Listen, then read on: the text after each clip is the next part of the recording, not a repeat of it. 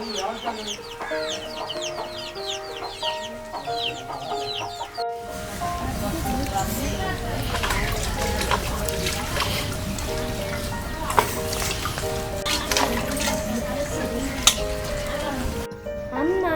వచ్చేసావా గీత? వచ్చేసా, ఉండు బ్యాగ్ పెట్టేసి వస్తా.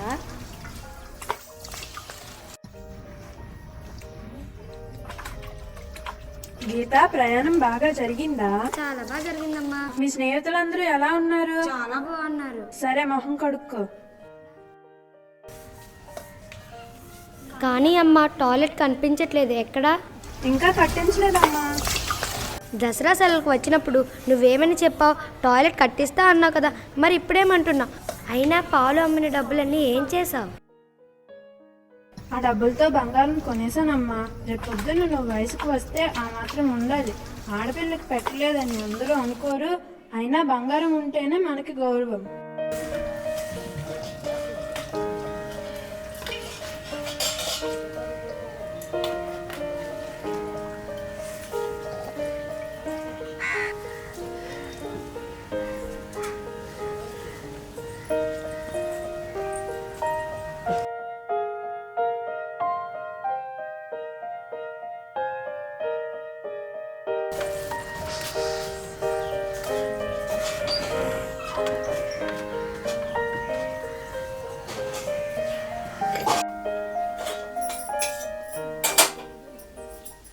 అమ్మా, ఆడపిల్ల బయట ఎలా టాయిలెట్కి వెళ్ళగలదు? ఆ మాటకు వస్తే ఆడైనా మగైనా బహిరంగ ప్రదేశాలలో మల విసర్జన చేయడం చాలా ప్రమాదకరం అమ్మా.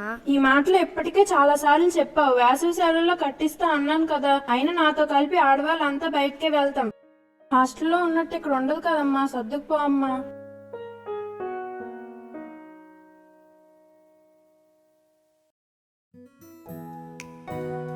సుజాత, సుజాత, ఏంటి దీని ఇంకా రావట్లేదు? సుజాత! అక్క వస్తున్నా, ఉండు. త్వరగా రావే, తెల్లవారుతుంది, అందరూ నిద్రలేస్తారు. ఏంటక్క, నీ చేతిలో ఏం లేదు? హాస్టల్లో నీరు లేకుండా క్లీన్ చేయడం నేర్పారా ఏంటి? ఓ అదా, చేతిలో నీరు పట్టుకుంటే ఎవరైనా చూస్తే బాగోదని తెచ్చుకోలేదు.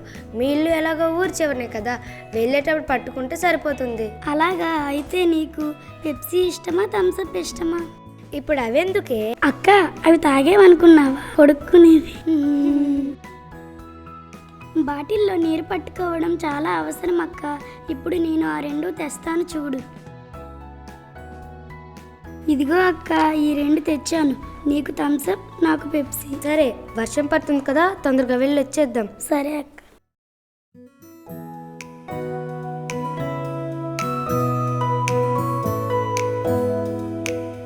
అక్క, మీ హాస్టల్లో ఫుడ్ బాగుంటుందా అక్క? ఇలాంటి చోట ఎవరైనా ఫుడ్ గురించి మాట్లాడతారా? అయ్యో, చదువు గురించి అడుగు, చెప్తా.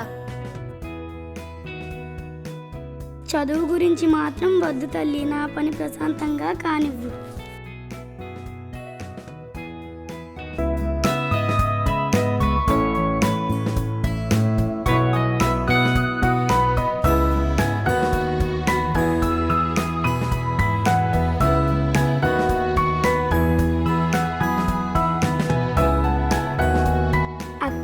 మీ స్కూల్ 6వ తరగతి జాయిన్ అవుదాం అనుకుంటున్నా. మా అమ్మ కూడా సరే అంది. అవునా? నువ్వు మా స్కూల్లో జాయిన్ అయితే నాకు చాలా విషయాలు తెలుస్తాయి. ఇలా బహిరంగ ప్రదేశాల్లో మల విసర్జన చేయడం చాలా ప్రమాదకరం కదా. ఇంకా అక్క, మీ స్కూల్లో ఎప్పుడు టాయిలెట్ గురించి చెప్తారా ఏంటి? విని విని నాకు బోర్ కొడుతుంది. మా అమ్మ టాయిలెట్ కట్టే వరకు నేను ఈ టాపిక్ ఆపను. ఇదంతా ఒక సమస్య కాదని అంతా అనుకుంటున్నారు కదా. మన ఊర్లో ఉన్న వాళ్ళకి డయేరియా, డెంగ్యూ, టైఫాయిడ్ ఇలా వివిధ రకాల వ్యాధులు వస్తుంటాయి కదా. దానికి కారణం ఏమై ఉంటుంది? ఇదిగో ఈ బహిరంగ ప్రదేశాల్లో మల విసర్జన చేయడం వల్లనే. అది ఎలా అక్క? ఇక్కడ చేసిన పనులకు ఇంట్లో వాళ్ళకి ఎలా జ్వరాలు వస్తాయి అక్క? సూక్ష్మజీవుల వల్ల వస్తాయి. ఇవి మన కంటికి కనబడిన జీవులు నీళ్ళ ద్వారానో లేకపోతే గాలి ద్వారానో మన శరీరంలోకి ప్రవేశిస్తాయి. అక్క, నువ్వు నాకు కథలు చెప్తున్నావా? కంటికి కనబడిన జీవులు అసలు ఉంటాయా? నువ్వు ఇప్పుడు నమ్మవు, పెద్ద తరగతికి వచ్చాక అప్పుడు నమ్ముతావులే. అయినా జనాలు నా మాటలు విని జ్వరాలు ఎందుకు వస్తాయని అడుగుతున్నారు. అబ్బా, నడిచి నడిచి నా కాళ్ళు నొప్పి పెడుతున్నాయి సుజాత. నీకు ముందే చెప్పాను ఇంటి దగ్గరే కానిచ్చేద్దామని. వద్దు వద్దు, దూరం పోదామన్నా.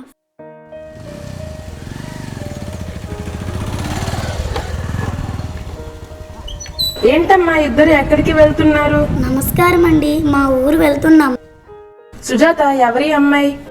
మా ఫ్రెండ్ మరియు అక్క హాస్టల్లో చదువుకుంటుందండి. నమస్కారం అండి. నమస్తే. మా అక్కకు కాళ్ళు నొప్పులు వస్తున్నాయి, కొంచెం దూరం మా ఊరు వైపు దింపేస్తారా? రండి రండి, ఎక్కండి.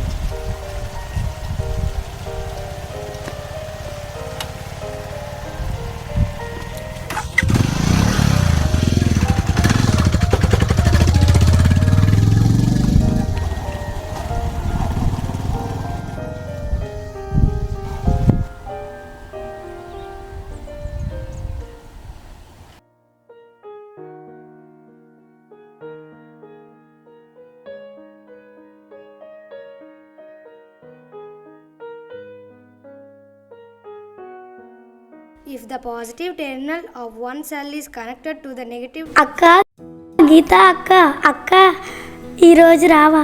లేదు నేను వెళ్ళను, నువ్వు వెళ్ళు. సరే అయితే నాకు అర్జెంట్, నేను వెళ్తాను. సుజాత, ఏమక్క? అంత దూరం ఒక్కదానివే ఎలా వెళ్తావు? అక్క, నేను ఎప్పుడూ వెళ్ళిన చోటుకే వెళ్తాను. సుజాత! అయ్యో నా బంగారం, సుజాతకు పాము కరిసింది.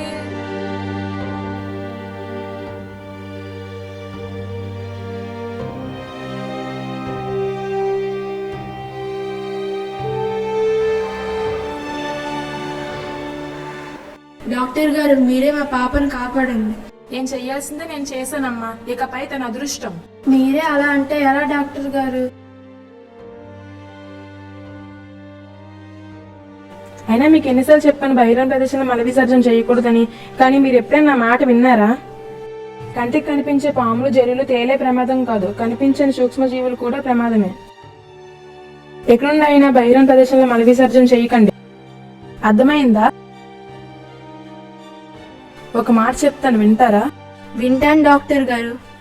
మన పరిసరాలు ఎప్పుడూ పరిశుభ్రంగా ఉంచుకోవాలి, దానివల్ల ఏ వ్యాధులు రావు. కాబట్టి ఇకనే నా ఇంట్లో టాయిలెట్ నిర్మించుకోండి. ఇప్పుడు చేసిన తప్పు మళ్ళీ చేయకండి. సరే డాక్టర్ గారు, నా పిల్లలపై నేను ప్రమాణం చేసి చెప్తున్నాను.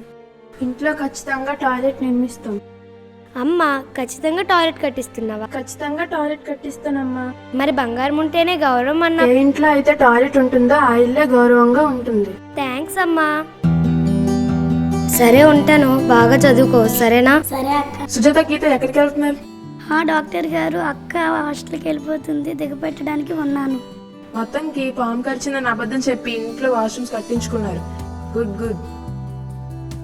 అయినా టాయిలెట్కి ఇంత దూరం ఎందుకు వచ్చారు? నేను అదే చెప్పాను డాక్టర్, ఊరికి దగ్గరలో కానిచ్చేద్దామని. అక్కే ఒప్పుకోలేదు. ఇంకా అవేవో సూక్ష్మజీవుల వల్ల రోగాలు వస్తాయని చెప్పింది. అవేవీ నేను నమ్మలేదు. మీ అక్క చెప్పిన నిజమే కదా సుజాత, మన పరిసరాలు పరిశుభ్రంగా ఉండకపోతే చాలా రకాల రోగాలు వస్తాయి. ఊళ్ళో వాళ్ళకి చాలా సార్లు చెప్పాను బహిరంగ ప్రదేశంలో మల విసర్జన చేయొద్దని, అయినా నా మాట వినలేదు. మీరు మా అక్క చెప్పింది నిజమేనా డాక్టర్? అవునవును. నేను మా అమ్మకి చాలాసార్లు చెప్పాను డాక్టర్ గారు, టాయిలెట్ కట్టించమని. అదిగో ఇదిగో ఉంటుంది కానీ ఎప్పుడూ కట్టించట్లేదు. మీరే ఏదైనా ఉపాయం ఆలోచించి మీ ఇంట్లో టాయిలెట్ కట్టేలా చెయ్యండి. డాక్టర్, నా దగ్గర ఒక ఉపాయం ఉంది. ఏంటది?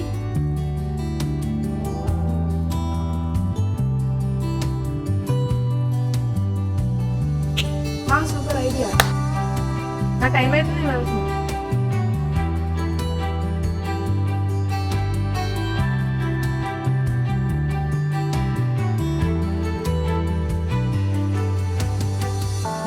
మీ సపోర్ట్ లేకుండా ఇదంతా అవ్వదు కదా డాక్టర్ గారు, మేమే మీకు థ్యాంక్స్ చెప్పుకోవాలి. సరే అయితే బాగా చదువుకోండి. బాయ్ సుజాత. బాయ్ అక్క.